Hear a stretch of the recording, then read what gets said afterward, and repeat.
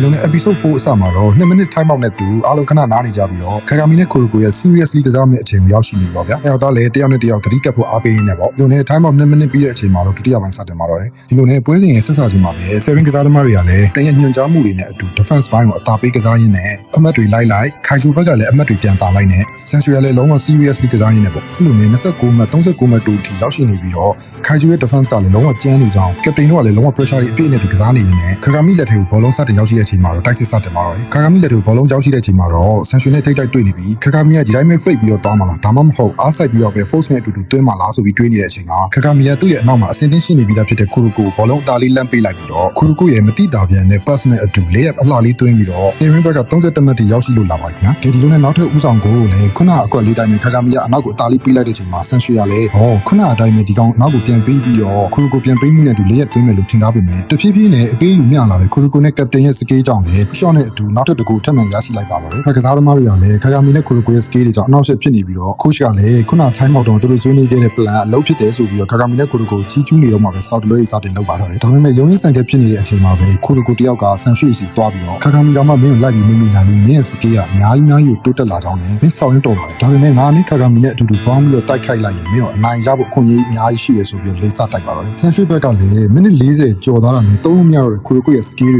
တွေတီးပြီးသားဖြစ်နေတဲ့အတွက်ဒုတိယပိုင်းမှာဘာလို့ဆက်ဖြစ်မလဲဆိုတာမင်းစောင့်ကြည့်လိုက်ဆိုပြီးတော့တိုက်စစ်စတင်ပါတော့တယ်။ဒါပေမဲ့သူထူးဆန်းသွားတဲ့အဖြစ်အပျက်ကကိုရိုကိုကဆန်ရွှေ့ကိုလူကတ်ထားတာပဲ။ဘလို့မှမဖြစ်နိုင်တဲ့တားဆီးခြင်းတွေပေါ့ဗျာ။ဆန်ရွှေ့ကလည်းနည်းနည်းတော့ကြောင်းနေတယ်ဗျ။ဒါနဲ့မင်းနဲ့ကွင်းထဲမှာဒီလိုအချိန်မျိုးနဲ့ကစားမယ်ဆိုတော့မယုံကြည်နိုင်ဘူးဆိုပြီးတော့ဆန်ရွှေ့ကလည်းပြောတာပေါ့။ကိုရိုကိုဘက်ကလည်းတီးနေနေမယ်ဟုတ်တယ်တခါမှမပြန်ဘူးသေးတဲ့ပြန်ဘက်တွေဖြစ်နေပေါ့အဲဒီလိုနဲ့ဆန်ရွှေကလည်းမင်းကဒါပေမဲ့မတားနိုင်ပါဘူးဆိုတာကြော်သွားပြီးတော့ဥဆောင်ကိုတင်းမဲ့အလုံးမှာခါဂါမီကဆန်ရွှေရဲ့အရှိကိုထပ်ပြီးတော့ရောက်လာပြီးတော့မဟုတ်ဘူးမင်းကိုတားမှာသူမဟုတ်ဘူးငါတို့ဆိုပြီးတော့ပြောနေတော့မှပဲခုနအကြော်ခံလိုက်ရတဲ့ခူကိုကအနောက်ကနေဆန်ရွှေလက်ထက်မှာရှိတဲ့ဘောလုံးကိုဖျက်ထုတ်လိုက်ပါတော့တယ်အဲ့လိုနဲ့တခြားတင်းဘော်တွေနဲ့တူတူပေးပြီးများများကစားနိုင်ပြီးတော့နောက်ထပ်ဂိုးတစ်ခုထပ်ပြီးတော့ရယူနိုင်ပါတော့တယ်အဲ့လိုနဲ့ဆန်ရွှေလည်းလုံးဝပေါက်ကွဲနေပြီးတော့မင်းတို့ငါ့ကိုဒီလိုဆိုရောတားနိုင်သေးလားဆိုတာ Generation of America တွေက Great Shooter တယောက်ရဲ့ Great Shot ကို copy ယူပြီးတော့တွင်းမဲ့အလုံးမှာခူကိုရဲ့ခေါင်းကိုအားပြုပြီးအမြင့်ကြီးခုံတက်သွားကဆန်ရွှေသွင်းလိုက်တဲ့ကိုဘလော့လိုက်နိုင်တဲ့ခါဂါမီရဲ့ skill ကိုလည်းမြင်တွေ့လိုက်ရပါတယ်အဲ့လိုနဲ့ဆန်ရွှေလည်းလုံးဝပြတောက်သွားပြီးတော့ဂိုးပြန်ရယူမယ်ဆိုကဟိုဘက်ကိုလှည့်လိုက်တဲ့ချိန်မှာတော့ခူကိုရဲ့မျက်နှာကိုဆန်ရွှေရဲ့လက်ကရိုက်မိပါတော့တယ်အဲ့လိုနဲ့အတင်းသားတွေလည်း coach ကအားလုံးစိတ်ပူနေကြပြီးတော့ခူကိုရရလာပါညာဆိုတော့ဆရာကြီးကအေးဆေးပဲခုမှပွဲစားတာဆိုပြီးပြောနေရင်ကျမ်းမြေပေါ်နမ်းပါလေရောတစ်ဖက်မှာခူကိုလဲကျသွားတော့ပထမနှစ်နှစ်ကောင်ဖြစ်တဲ့ခူကိုနဲ့ခါဂါမီရဲ့ဂျိုးဟာအဆုံးသက်သွားပြီးအမှတ်နဲ့ပြန်တာနိုင်ကြောင်းဆန်ရွှေတို့ဘက်ကလည်းတာမီနဲ့စတင်ပြင်ဆင်နေကြတာပေါ့ဒီလိုနဲ့ကျန်ရှိသေးတဲ့ကစားချိန်တွေကိုတော့ကပတိနဲ့အတူတခြားကျန်ရှိသေးတဲ့ဆယ်ရင်းရဲ့ကစားသမားဟောင်းတွေကတိုက်စစ်ကိုတာဝန်ယူရမှာဖြစ်ပြီးတော့ခါဂါမီကတော့ဆန်ရွှေကိုပဲကတ်ထားမှာပေါ့ defense ဘိုင်းကိုတာဝန်ယူရမယ်ဆိုပြီး coach ကအဲ့လိုဆုံးဖြတ်ထားပုံရခါဂါမီကလည်းဟာဖြစ်ပါမလားဘာညာတွေဖြစ်နေတော့ captain ကလည်းမင်းအကြီးတွေစကားကိုနားထောင်နေတဲ့အချိန်ကဘယ်အချိန်မှရောက်မှာလဲဒါမှမဟုတ်မင်းကအခုပဲတက်ပေးလိုက်မှဘာဖြစ်ကုန်လို့ခါဂါမီတယောက်လည်းလုံးဝလက်နေတဲ့အချိန်မှာပဲအသင်းပေါ်ကလာပြီးတော့ captain ကိုမင်းယုံကြည်လိုက်ပါ captain ရဲ့ proof form ကိုမြင်နေရတော့တိုက်စစ်ကို main captain ကိုလွှတ်ထားလိုက်ကျန်တဲ့ defense ဘိုင်းတွေကို main ခုနလုံးနေကြအတိုင်းသာဆက်လုပ်ဆိုတော့ခါဂါမီကလည်းဟုတ်ပါမလားတွေဘာဖြစ်နေနေပဲပွဲရစတင်ပါလေရောဒီနေ့ပွဲစားတင်တဲ့အချိန်မှာတော့ Serin ပိတ်ဆို့မှုတွေနဲ့အတူအချင်းချင်းပေးယူမျှစွာနေတဲ့ Captain ရဲ့ Free Shot နဲ့အတူစတင်ပြီးတော့တကုတ်တွန်းလိုက်ပါတော့တယ်။ Captain ကဒေါသတွေထွက်နေပြီးတော့သူ့စိတ်နဲ့သူစကားတွေပြောနေပြီဆိုရင်တေးကြတယ်သူကနောက်ထပ်ကစားသမားတစ်ယောက်အဖြစ်ပြောင်းသွားကျွန်တော်တို့မြင်မှုတဲ့ Moon Knight ထဲက character ရဲ့ personality change လိုမျိုးပေါ့ဗျာအဲ့ဒီအချိန်မျိုးဆိုရင်သူပြစ်တဲ့ဘောလုံးတိုင်းကတိကျတယ်ကြောက်စီဟာကောင်းလာတယ်နှုတ်ချမှုတိုင်းကလည်းလုံးဝတည်သက်လာအဲ့ဒါ Serin ရဲ့ shooting guard player Captain Hugh ကပဲနောက်ပြီးရယူထားတဲ့ဘောလုံးကိုဘယ်တော့မှမဖြုံးတိကျတယ်တင်းမော်တွေကိုလည်းအမြဲတမ်းစိတ်လုံခြုံမှုပေးတယ်ပြတ်သားပြီးတော့အမြင်ကျယ်ပြီးတွက်လက်တဲ့ person တွေနဲ့အတူသူရဲ့ point guard ကစားသမားကတော့ Izuki Shun နောက်တစ်ယောက်ကတော့အသင်းပေါ်တွေကသူ့ရဲ့အတန်ကိုမကြားဘူးရတော့အောင်ထိတည်ငြိမ်ပြီးတော့တိတ်ဆိတ်စွာပဲ Serin back ကိုတွန်းတဲ့ဘိုးတိုင်းကိုတားဆီးပေးနေတယ် Serin ရဲ့ center ကစားသမား Mitobe Rinosuke နောက်ပြီး best position မှာကစားနိုင်နေမယ် 50% လောက်ပဲအားကိုးလို့ရသေးတယ် Kogane Shinji အခုမြင်နေရတဲ့ကစားသမားတွေနဲ့အတူခါဂါမီအပါအဝင်ဖွဲ့စည်းထားတဲ့ team ကတော့ကိုလုံးဝမပါဘဲနဲ့ Generation of America က Century ပါတဲ့အသင်းကိုပြန်ကျုံးမှု coach ရဲ့ plan ချထားတဲ့ Serin ရဲ့ team နဲ့ပဲဖြစ်ပါတယ်နောက်စင်းတစ်ခုမှမြင်ရတာတော့ရှေ့ကနေပြီးတော့ site ကနေနေတဲ့ကောင်ရင်နောက်ကနေ AC light စီးနေတဲ့သပင်အစိမ်းနဲ့ကောင်မြင်တွေ့ရတာတော့လေရှေ့ကကြီးတွက်အောင်နေနေရတဲ့ကောင်လည်းမင်းဒီ practice game တွေလာကြည့်အောင်မိတ်ငယ်ချင်းတွေကကောင်းလို့လားပေါ့ဟေးအဲ့ဒါ copy ကူးတဲ့ကောင်နဲ့ကိုပြောက်နေတဲ့ကောင်ပွဲအဲ့ဒါကြောင့်မြင်နေပွဲရပြီးတော့မယ်ဆိုတာ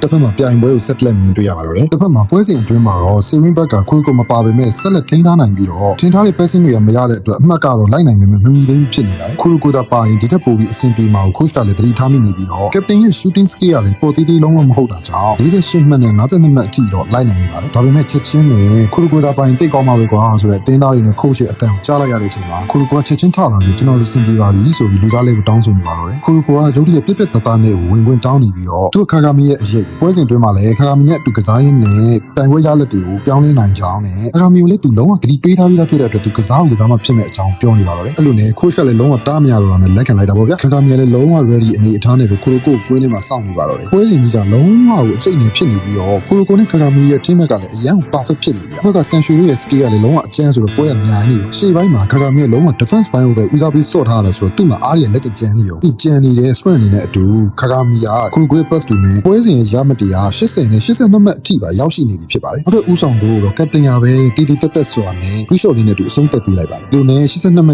တ်ဆိုတဲ့တရေအနေထားကိုနှစ်သိန်းလုံးကရောက်ရှိနေပြီးတော့ရုပ်တရက်ပဲခါဂါမီရဲ့ခူရကိုခန်းစားမိလိုက်တဲ့ခန်းစားချက်တစ်ခုရှိတယ်ပဲအဲ့ဒါဆန်ရွှေကခုနဖြစ်တည်မှုနဲ့လုံးဝပြောင်းလဲသွားပြီး seriously ပုံစံနဲ့တိုက်စစ်စားတင်มาတော့တယ်ခူရကိုရဲ့ဖြစ်တည်မှုတွေအကုန်လုံးလေဆန်ရွှေဘက်ကနေပဲသတိထားမိစားပြုနေပြီးတော့ခူရကိုရဲ့ဖြစ်ထွန်းမှုက fake ပြီးခါဂါမီကိုကြော်ကဒန်လေးနဲ့အဆုံးသတ်ပေးလိုက်ပါတယ်တစ်စက်တည်းမှာပဲ coach ကလည်းတစ်ဖက်ကခိုင်ဂျို pressure နဲ့ပိတ်ဆော့ခိုင်းရင်းနဲ့အသင်းနဲ့တင်းအကျိတ်အနေနဲ့ရှင်ပြိုင်တာ61မှတ်နဲ့63မှတ်အထိအလင်းအမြန်မဲ့ရောက်ရှိလို့လာပါတော့တယ်ဒီနေ့2မိနစ်ကျော်ပဲကျန်တဲ့အချိန်မှာတော့ series စူးစမ်းမှုတွေနဲ့တည်အမှတ်ကိုပြန်ရောက်သွားပါတယ်အဲ့ဒီကျန်တဲ့2မိနစ်ကိုသာအသင်းသားတွေအားလုံးကပိတ်ဆို့နိုင်ပြီးတော့ကိုရီကိုရဲ့ဖျက်ထုတ်မှုတွေနဲ့သာဆိုရင်အနိုင်ရနိုင်ကြောင်း coach ကသတိထားမိတဲ့အတွက် defense ပိတ်မဆော့ဘဲနဲ့ offense မှာဖွင့်ဆော့ဖို့ပြောပါတော့တယ် captain သတိမထားမိပြီးတော့ pressure များနေတဲ့အချိန်မှာခိုင်ဂျိုဘက်ကနေပဲချီပါကိုသွင်းဖို့ကြိုးစားပါတော့တယ်ဒါပေမဲ့ဆောင်ရွက်တက်ကြွနေတဲ့ခါဂါမီကပဲဖျက်ထုတ်နိုင်ပြီးတော့စေရင်းဘက်ကဘောလုံးပြန်ရသွားပြီးတော့ခါဂါမီနဲ့ခူရကိုကလည်းသူတို့ပွဲစဉ်အတွင်းမှာတိုင်ပင်ထားတဲ့ကစားကွက်ကိုဆော့ဖို့ဆုံးဖြတ်လိုက်ပါတော့တယ်အဲ့လိုနဲ့ဆန်ရွှေကလည်းခါဂါမီနဲ့ခူရကိုအရှိအတိုင်းပဲ double pass ပေးမဲ့အချိန်ခူရကိုက2 shot ပစ်မဲ့ဟန်နဲ့အာလီဥပနဲ့အဆုံးသတ်ဖို့ခါဂါမီကို